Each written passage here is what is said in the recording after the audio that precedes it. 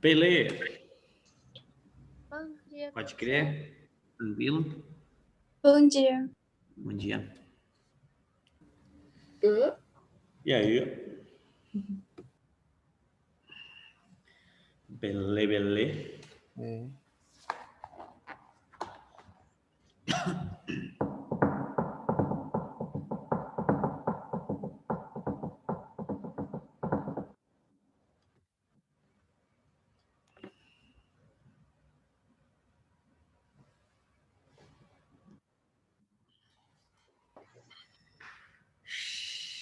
Isso aí, né, povo?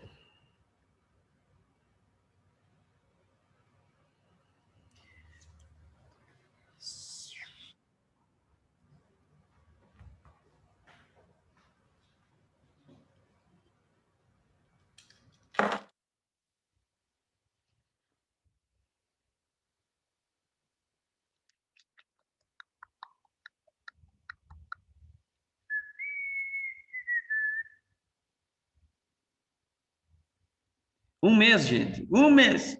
Se vocês passarem, né? Não, tudo certo.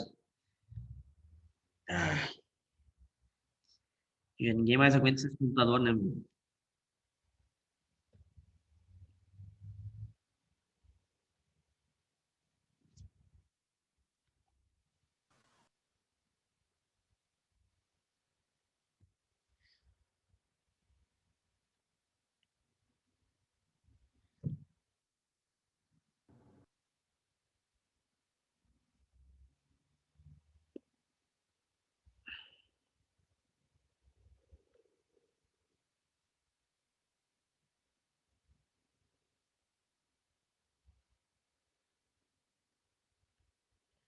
Beleza, então, né, galera? E aí, Júlia, e aí, Amanda, e aí, Pedrão, beleza? E aí, Bárbara, e aí, Ana, e aí, Ana, outra Ana, e aí, Ju, e aí, Já, e aí, Alisson, beleza? Tranquilo? Bom dia. Acho que depois entra quem falta, que eu confiro depois. Bom, tá corrido essa semana aí? Ah, tá aqui a Maria do lado. E a Monique entrando também. Fechou.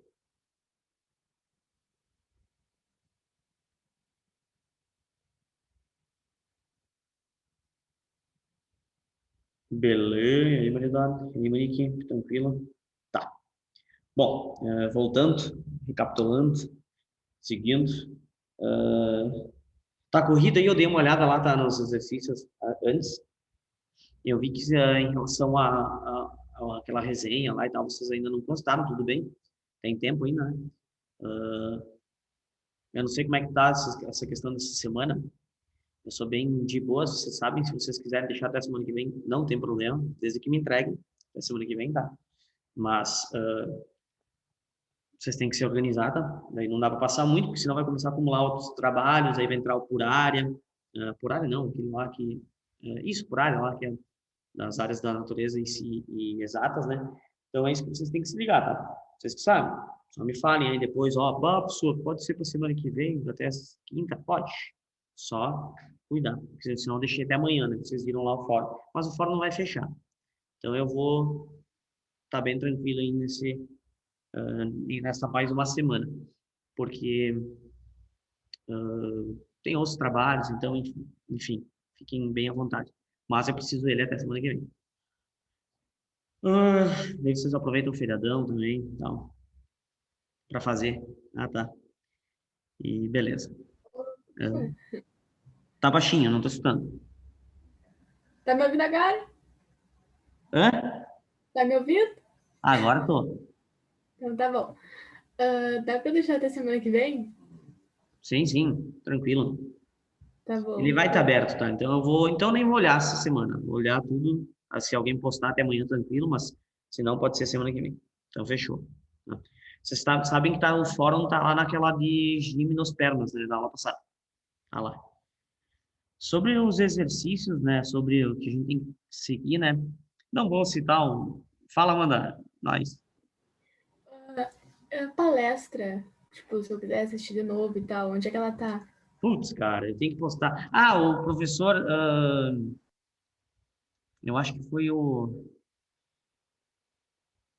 Matheus que... Bah, vou ter que ver então. Porque eu sei que eu esqueci umas 2 aulas já de postar, mas eu gravei, tá? Eu gravei. Então deixa pra mim aí que eu... Ah, e lembrei, vocês fizeram junto com o segundo, né? Então tá na aula do segundo. Então eu vou ter que pegar aquele vídeo e postar para vocês também. Lembrei. Beleza. Porque Professor, vocês entraram com o link do segundo. Oi, Jami, desculpa. se a gente for postar a palestra da semana que vem, aí o professor Matheus também vai aceitar também? Sim, porque isso a gente define aí, eu com ele tá aqui na escola. Depois eu converso com ele. Ele tá aqui ainda resolvendo.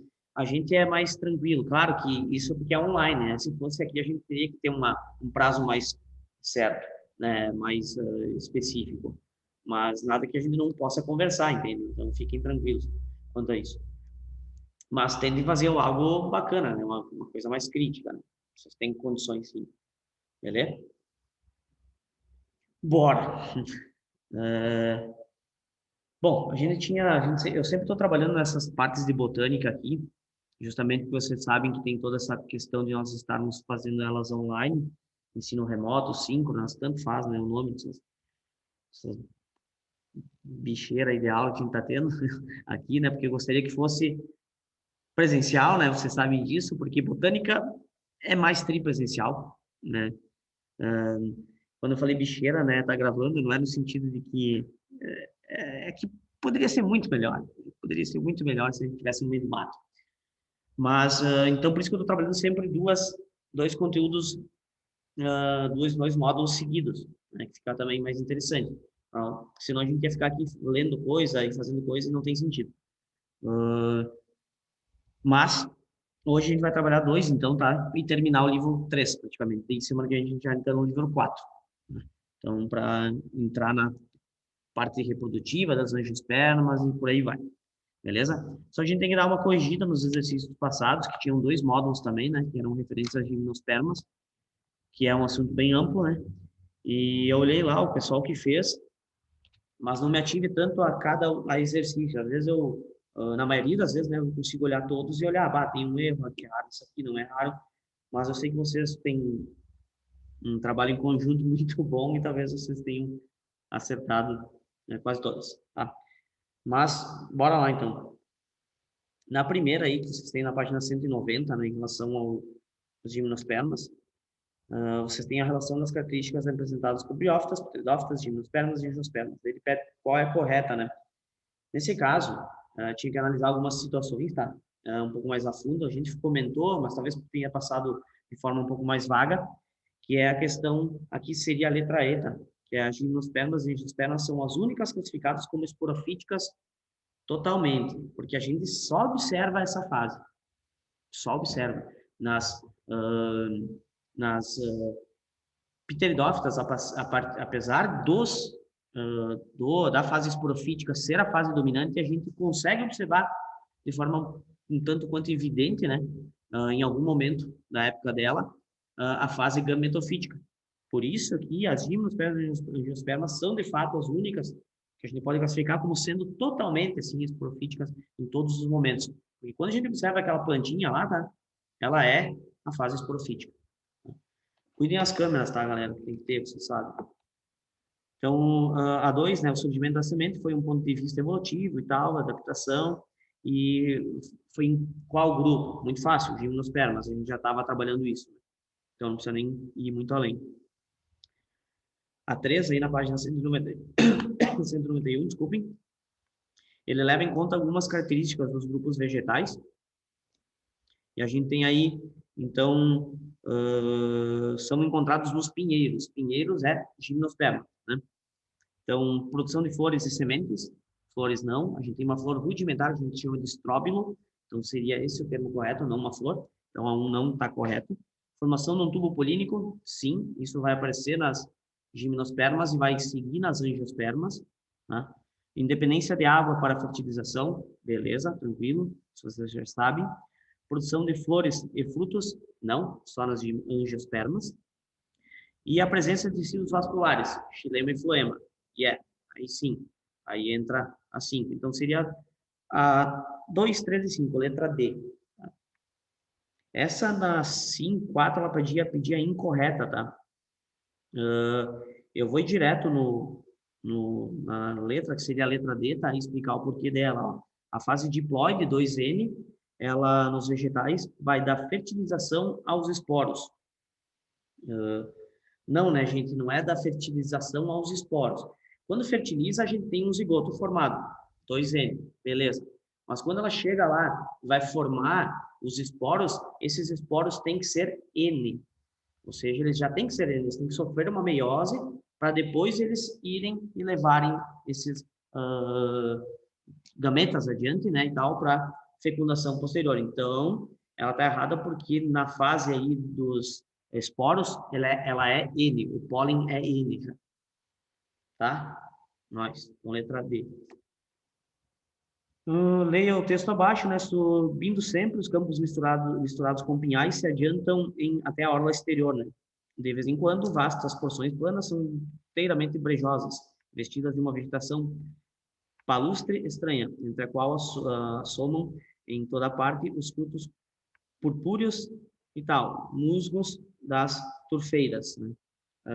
As continuidades fisionomicamente descritas no texto acima estão associadas ao tipo de vegetação atual do Rio Grande do Sul, que é a tal da mata das araucárias, que a gente enxerga, né? Isso a gente vê muito ali nos campos de cima da serra, em que a gente vê as plantas, esses pinheiros com os musgos por toda, e líquens também, por toda o seu caule. Fica muito bem evidente lá para cima dos campos de cima da serra. É bem massa. O termo fanerógama, né, utilizado para a classificação dos vegetais, significa órgãos reprodutivos evidentes. A gente viu que isso começava a surgir ali nas gimnospermas, né? Esses órgãos que se referem à definição são denominados flores. Flores, mas tem um detalhe, tá?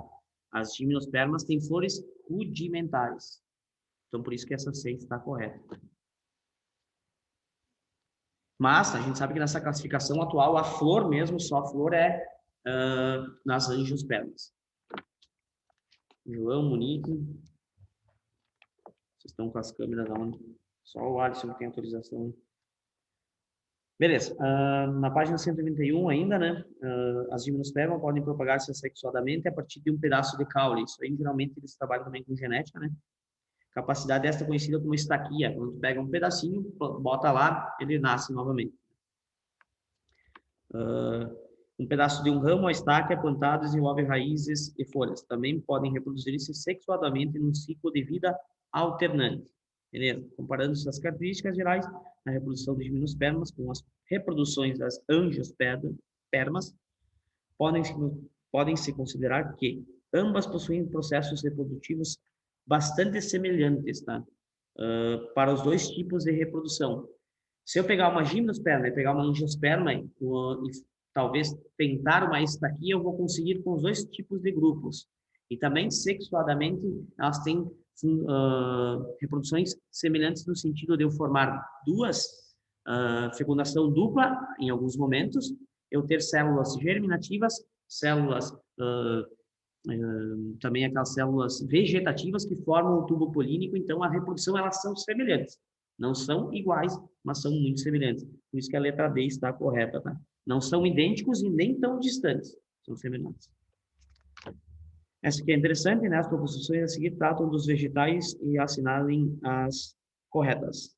A evolução dos vegetais, independente da água para a fecundação, ocorre a partir dos grupos das pteridófitas. Não, errado.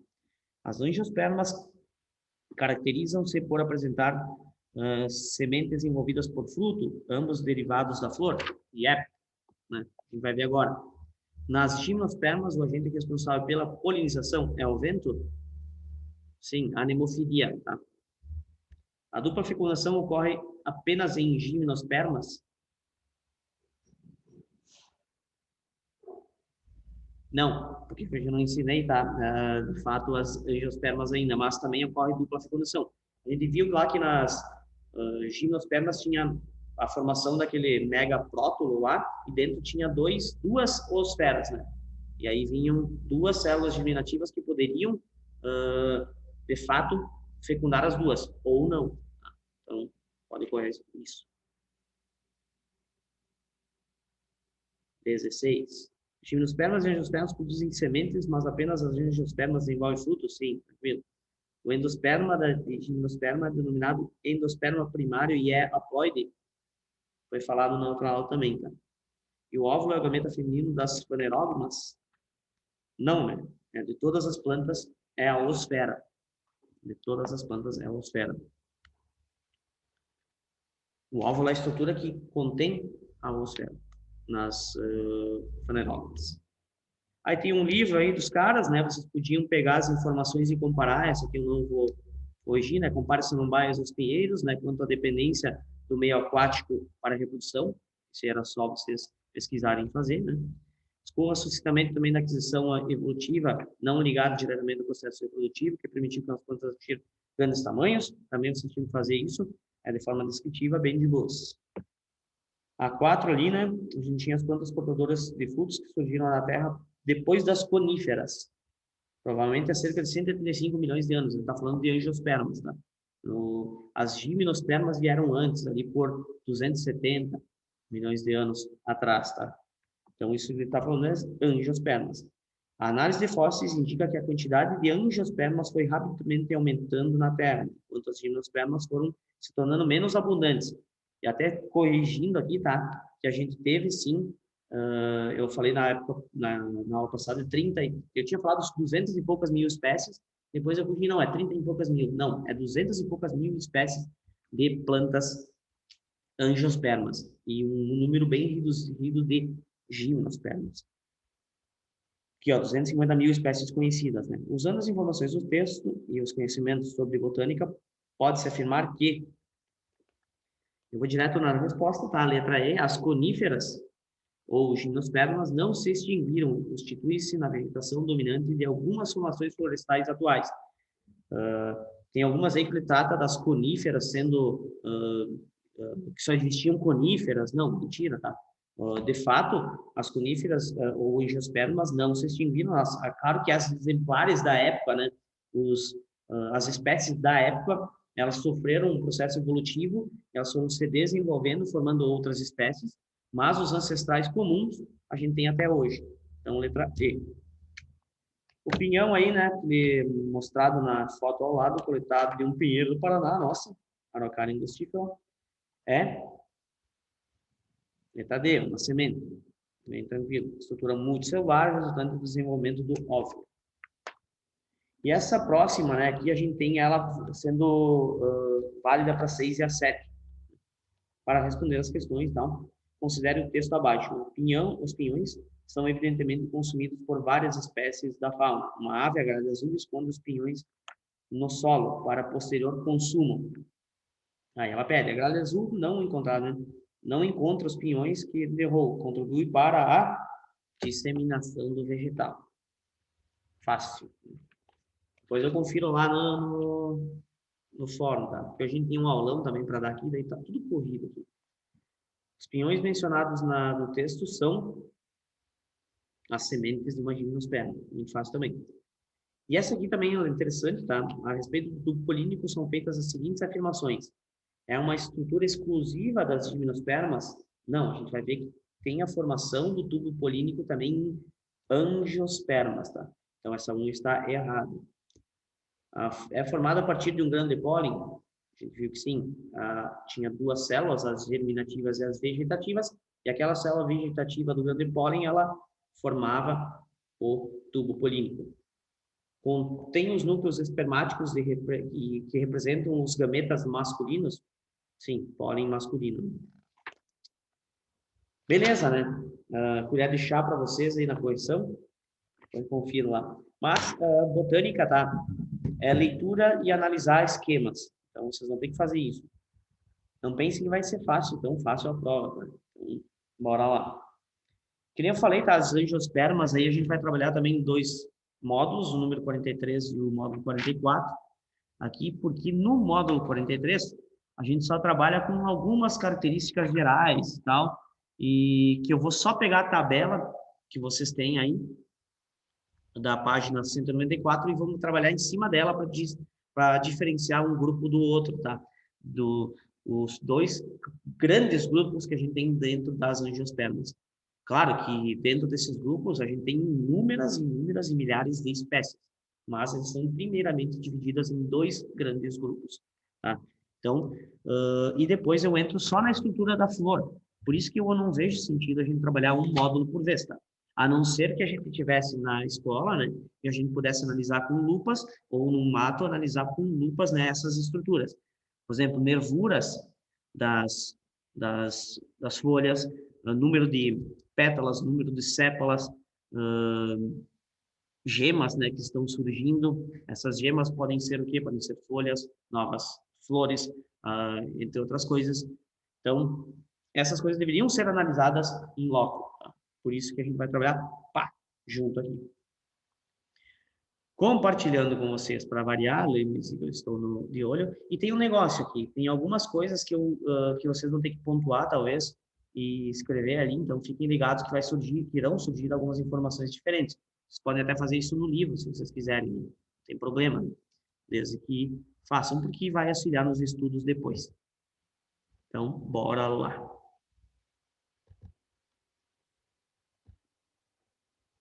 Seguindo os mesmos slides, esses slides eu tenho eles prontos faz tempo, tá? Então, eu só vou acrescentando coisas conforme vai surgindo. E tal. Angiospermas são essas queridinhas aqui que a gente tem, tá? Né? Os frutos e flores. Várias, isso que deu até fome agora, porque estamos perto do almoço, né? Mas o negócio seria bom um hambúrguer, uma batata frita, essas coisas. Mas, de vez em quando é muito bom e tem que comer, sim. Não tem problema. Ninguém é chato aqui dizendo, não pode comer. Faz mal, a gente sabe, né? Mas é bom comer um hambúrguerzinho de vez em quando.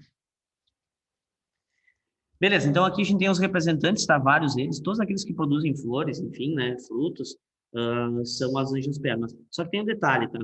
É muito difícil, não é que é muito difícil, tem plantas que a gente não consegue observar as flores, muito menos os frutos, porque a gente está numa época do ano, talvez, ou a gente vai para uma região naquela época do ano, por exemplo, o cara vai na praia, sei lá, o cara sabe que o cara vai na praia no veraneio, né? É um exemplo que eu estou dando, mas volta no inverno.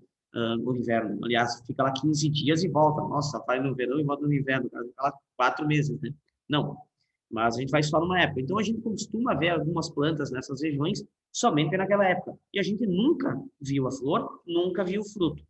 Então, muitas das plantas que a gente tem no dia a dia, que a gente observa na casa de vocês mesmo, é muito provável que talvez a gente não tenha visto as flores e os frutos de alguma delas, tá? Ou a gente não reconheça também isso. Todas essas flores que a gente vê aqui, ó, tudo isso, e todas essas estruturas, as anteras, os carpelos aqui, os estames, que são os conjuntos gerais aqui, todas essas estruturas são folhas modificadas. São folhas que em algum momento foram clorofiladas e elas foram se transformando, se modificando e formando as estruturas reprodutivas, formando as pétalas, formando as sépalas, formando o pedúnculo e tudo isso que a gente vai ver agora, tá? Então, é muito bom de observar essas plantas em loco, que nem eu falei, porque a gente consegue identificar, talvez, algumas estruturas que vão surgir uma flor ou não, tá? Mas é legal sempre ter a flor para te matar a charada quanto à espécie. Sempre a flor vai auxiliar muito. Por exemplo, pega grupos de IPs, é um exemplo. Todo mundo conhece o IP amarelo, o IP branco e o IP roxo. Beleza. Mas se eu nunca vejo a flor dela, fica um pouco mais difícil de identificar a espécie, né? Então, a flor é um critério muito importante na hora de identificação de uma espécie de planta. Para quem vai fazer algum laudo técnico, né? Isso eu digo a nível universitário, talvez, ou até se um professor pedir, vocês vão ter que saber analisar, por exemplo, se uma planta, as nervuras da folha, a quantidade de pétalas, a quantidade de sépalas, tudo isso vai ser fatores que, a quantidade de anteras, de estames, então o tipo de antera, tudo isso vai ser critério para a identificação de uma espécie. Se tu colocar a espécie errada, vai estar, de fato, o teu trabalho, né, o teu, não artigo, quem tinha falado antes, o teu relatório técnico, ele não vai ser validado, né? Então, isso acontece muito na hora também de tu liberar alguma obra. Como, por exemplo, tem que construir um shopping, que a gente tem 2 shopping ruim aqui, né? Podia ser 2, um só e bom, maior. né? Mas a gente vai construir um shopping, uma área em que tenha várias plantas. Se eu tiver uma planta que é imune ao corte, ou que seja de fato nativa, eu vou ter que ter um outro olhar sobre essa construção desse shopping. Eu vou ter que ter todo um outro tipo de compensação para fazer em relação a esse corte dessa planta. Então, esses critérios avaliativos e para identificação são importantíssimos. Vamos seguindo o baile. Geralmente, no terceiro ano, tá, eu uso a mesma apresentação e vou acrescentando questões de Enem, tá? Então, provavelmente vocês vão ter isso nos outros anos, tá? Então, eu não vou falar sobre isso agora, é uma questão que está aqui para identificar. Mas, principais características dessas angiospermas, né, que a gente tem, elas são vasculares, possuem raiz, caule, folhas. Agora a gente teve um outro evento aí que surgiram as flores, sementes já tinha nas gimnospermas e os frutos. São duas novidades. O que está em rosa aqui são as novidades que surgiram nesses grupos. Também não necessitam da água para que ocorra a fecundação. Suas folhas produzem o néctar, que é uma solução açucarada. A gente sabe que vários animais, por exemplo, geralmente, tá, são insetos que virão aí, terão uma atração, né, através de química ou até mesmo visual, né, também, de alguns bichos. As pétalas fazem isso para atração de alguns animais através da visão, né, no caso. E aí vão atrair esses bichos, né, para que eles peguem esse néctar com pólen e levem até a flor, ou até a parte feminina. Detalhe, a maioria dessas espécies são monóicas, tem os dois sexos, a maioria das espécies. Mas a gente encontra alguns exemplares dioicos, tá? Ou seja, uma planta masculina, uma planta feminina. Mas a grande maioria possui os dois sexos, ou seja, monóicos, ou hermafroditas, né? Após a fecundação, então, o ovário da flor se desenvolve e se transforma em um fruto. Isso a gente vai ver na fecundação, nos próximos módulos lá. O que vai desenvolver o fruto? Qual parte do fruto vai ser formado através dessa flor? É bem massa, tá? Só que é bem complexo também. Como a semente de drento. Legal, né? Drento é legal. Isso aí. Dentro. Tá? A semente nutre e protege o embrião. Vamos ver que faz parte também, né? O grupo vegetal mais recente e mais abundante da Terra são essas angiospermas, né? Seu sucesso na dispersão se deve ao fato de que todas as flores possuem ovários, ou seja, produzem frutos, uma estrutura que, além de proteger a semente, serve como elemento de atração para animais dispersores. Morcegos, tanto se falou em morcegos, tá, nesse ano, e a gente tem que levar em consideração que esses morcegos, eles são importantíssimos, não somente para controle de pragas, que nem insetos que a gente tem aí, de noite, eles comem muito inseto. Dependendo da população que a gente tem de morcegos, eles comem toneladas de insetos durante uma noite. Parece pouco, mas é muito. Tá? E também eles polinizam várias plantas que têm como fator principal a polinização noturna.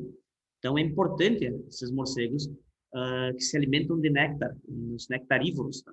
Então, tem isso. Então, tem que proteger esses carinhas, tá? Essas carinhas são importantes. Não é por causa do coronavírus aí, né, que tal, a galera começou a matar muito. E tem mesmo, tá? Não é brincadeira. Porém, entretanto, a gente sabe que os insetos são os mais importantes. As abelhas que a gente tem na natureza, elas são os agentes mais importantes na polinização. Tem algumas espécies de pêssego, para vocês terem ideia, que essas espécies de pêssego que a gente se alimenta, algumas delas, que elas são 100% polinizadas por abelhas. Então, mano, tu perdeu a abelha, tu se ferrou, não tem pêssego, saca? Então, ou tu vai pegar lá de forma manual uma antera, retirar o pólen e botar lá dentro de um estigma lá da planta, do órgão reprodutor feminino. Não, né? Então, as abelhas são importantíssimas. Só que, geralmente, a gente considera as abelhas africanas lá, aquelas que produzem mel e por aí vai e tal. Não, a gente tem que pensar também em abelhas noturnas. Abelhas noturnas também fazem um papel importantíssimo. E essas a gente só vê de noite, porque são abelhas noturnas. Beleza.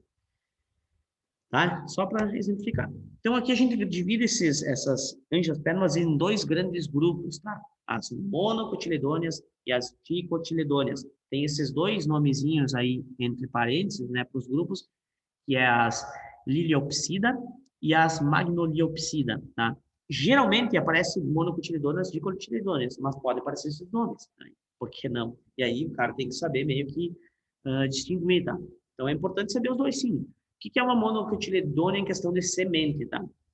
A gente tem uma semente com um cotilédone, com apenas a semente. Pensem num milho, por exemplo. O milho ele tem aquela estrutura, né? Que vem assim e fecha aqui.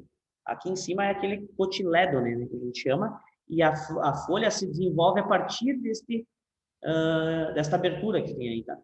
Então ela vai formar uma folha por vez. Pá, uma, outra e outra. Monocotiledônea. Forma uma folha no embrião, na fase embrionária. É isso que tem que lembrar, né? Já as dicotiledôneas é quando essa semente ela se abre em duas e formam duas folhas já de cara. Ou seja, duas folhas embrionárias. Dicotiledôneas. A gente, né, ela distribui essas angiospermas entre esses dois grupos. Em questão de folhas, tá? A gente consegue identificar o que é uma monocotiledônea e uma dicotiledônea também, tá?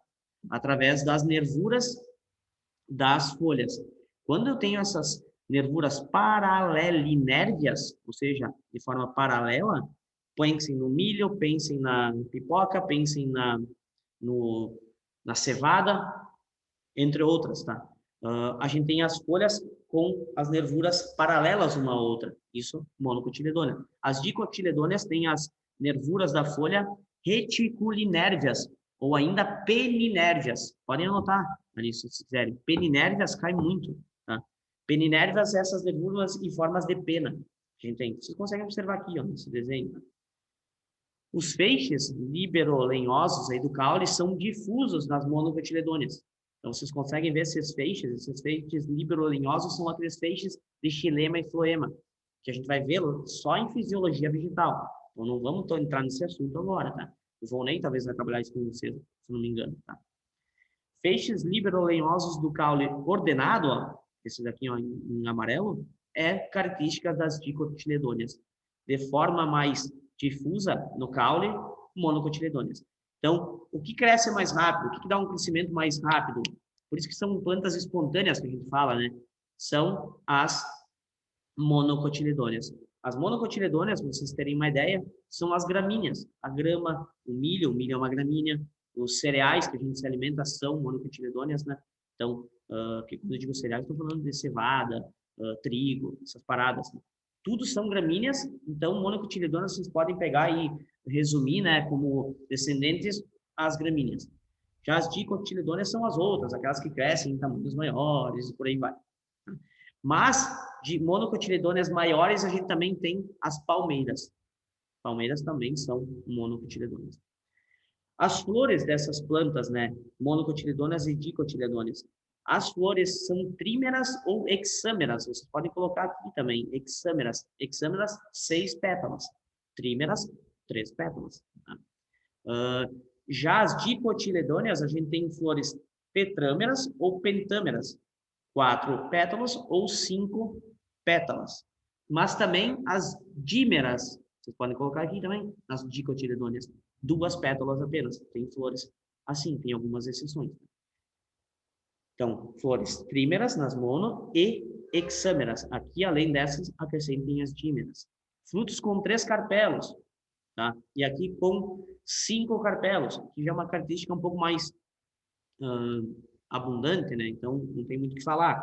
As raízes é importantíssimo também. Como a gente falou que as monocotiledôneas, elas são plantas mais gramíneas, mais baixas, elas não necessitam de ter uma profundidade da raiz, ou ficarem mais, como é que eu posso dizer? Ou ficarem mais fixas no solo, né? Elas podem ter uma raiz mais distribuída de forma cabeleira, que nem isso aqui, ó, tá? Fasciculada, raízes fasciculadas, ou seja, formam como se fosse uma cabeleira embaixo. Isso é característica das monocotiledôneas, já que elas são o quê? Gramíneas, em sua maior parte, né? Tem maiores? Tem, mas bora lá. Dicotiledôneas tem uma raiz pivotante ou axial. Axial vem de eixo, então forma um eixo que perfura, que vai percorrendo a terra e vai ter uma certa profundidade. Precisa dessa profundidade para quê? Como elas têm um porte maior, se vier um vento, elas conseguem se fixar melhor ao solo. Tá? Beleza? Então, essas são as diferenças entre as angiospermas, monocotiledôneas, dicotiledôneas. E tem essa partezinha aí de baixo, essa parada toda aí, que é ausência de câmbio e presença de câmbio, tá? O que é isso? Nas dicotiledôneas, a gente tem um tecido chamado de câmbio. É um tecido meristemático que dá origem ao floema e ao xilema, que é mais ou menos isso aqui, ó. Não tem no livro, mas bora lá. É um tecido que ele vai crescendo, ó, de tamanho e vai dando origem a esse xilema e a esse floema, consequentemente. Já nas mono, a gente não tem isso, tá? É de um outro processo. Isso a gente vê só lá na fisiologia vegetal. Então, bem tranquilo.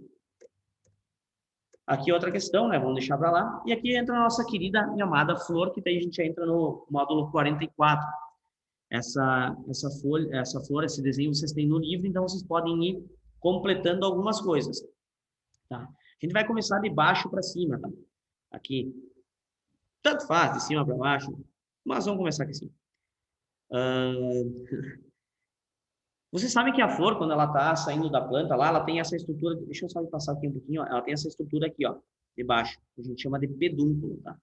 Que é aquele, tipo aquele galhozinho que sai de um outro galho, né? Para segurar a flor, né? Então, esse pedúnculo que a gente tem embaixo, ele vai se ligar a esse receptáculo. Esse receptáculo é que vai dar o suporte necessário, juntamente com o pedúnculo, para a flor se desenvolver, né? Para a flor se fixar. Então, essa estrutura de baixo, que a gente tem tipo umas estruturas esverdeadas, elas são clorofiladas e elas fazem fotossíntese. Logo acima desse receptáculo, a gente tem estruturas que também parecem pétalas, mas são pétalas verdes, geralmente, tá? Da cor das folhas da planta, que também são clorofiladas. Essas partes que parecem pétalas, mas são clorofiladas, a gente chama de sépalas. Essas sépalas e esse receptáculo que vão envolver o botão da flor, quando eles estão fechados. Né? A gente só vê isso, só o receptáculo e as sépalas, beleza?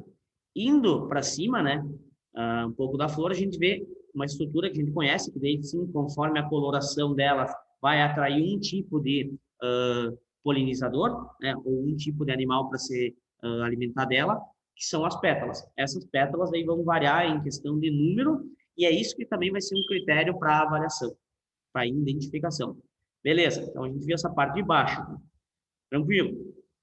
Subindo um pouco mais, a gente tem essa estrutura aqui, ó, que possui um filete, e logo acima a gente tem uma antera. Tá? Essa antera é o local onde são produzidos os grãos de pólen que contêm o gameta masculino. Então, essa antera também ela vai ter várias aberturas em cima dela. Ela pode ser longitudinal, pode ser toda rastejada. Isso também vai ser critério para identificação de espécies. Então, essas duas estruturas é onde contém o gameta masculino. Então, vocês já podem entender que toda essa estrutura aqui é o órgão reprodutor masculino, né? Já essa outra estrutura aqui, ó, que contém, aqui é o local onde está o gameta feminino, no caso a ovosfera, está dentro aqui do óvulo, tá?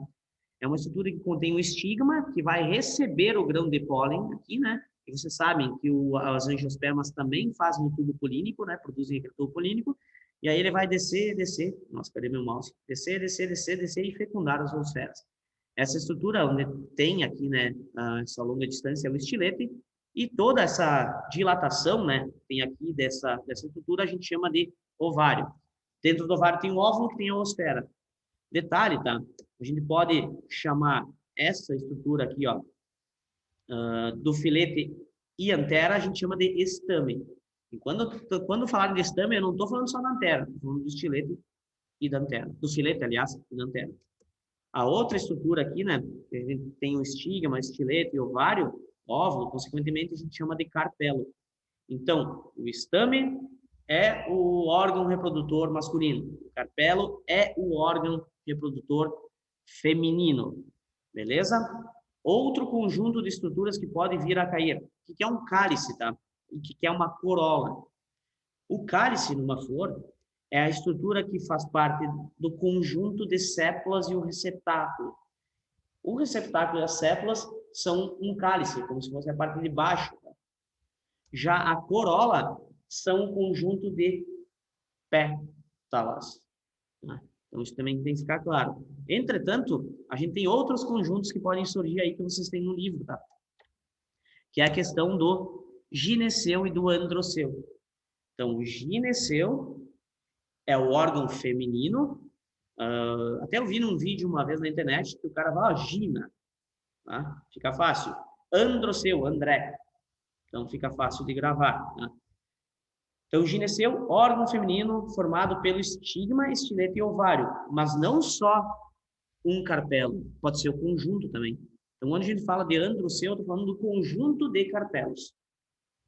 Beleza? Isso é bom vocês terem também anotado. Já o androceu, órgão masculino formado pelos estames, que são compostos por filete e antera. Estou falando de um só? Pode ser. Mas se eu tiver vários estames, eu estou falando que o androceu é o conjunto dos estames. Então, essas estruturas têm que ficar claras, porque lá, quando a gente falar sobre reprodução dessas plantas, nas próximas aulas, cada uma dessas estruturas aqui vai dar origem a uma parte do fruto.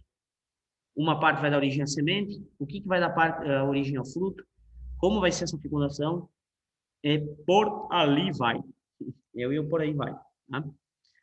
E aqui eu te trouxe outra, né, só para vocês identificarem algumas estruturas diferentes, né, para ficar um pouco mais bonitinho, né, que as sépalas que a gente vê aqui embaixo, elas são clorofiladas, que nem eu falei aqui.